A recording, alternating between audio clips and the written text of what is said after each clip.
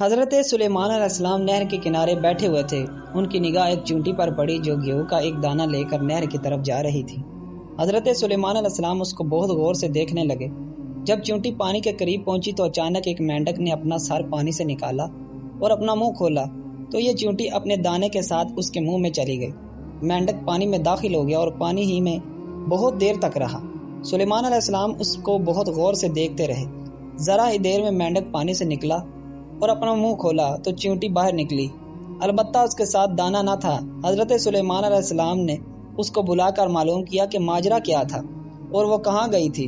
اس نے بتایا کہ اللہ کے نبی، آپ جو نہر کی تہہ میں ایک بڑا کھوکھلا پتھر دیکھ رہے ہیں، اس کے اندر بہت اندھے کیڑے مکوڑے ہیں۔ اللہ تعالیٰ نے ان کو وہاں پر پیدا کیا ہے، وہ وہاں سے روزی تلاش کرنے کے لیے نہیں نکل سکتے۔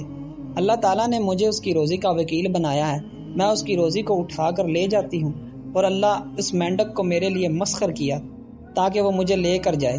اس کے منہ میں ہونے کی وجہ سے پانی مجھے نقصان نہیں پہنچاتا، وہ اپنا منہ بند پتھر کے سوراخ کے سامنے کھول دیتا ہے، میں اس میں داخل ہو جاتی ہوں۔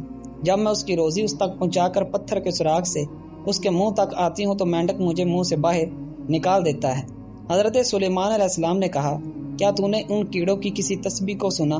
چونٹی نے بتایا، ہاں، وہ سب کہتے ہیں وہ ذات پاک ہے جو مجھے گہرے پانی میں بھی نہیں بھولتا۔ سبحان اللہ۔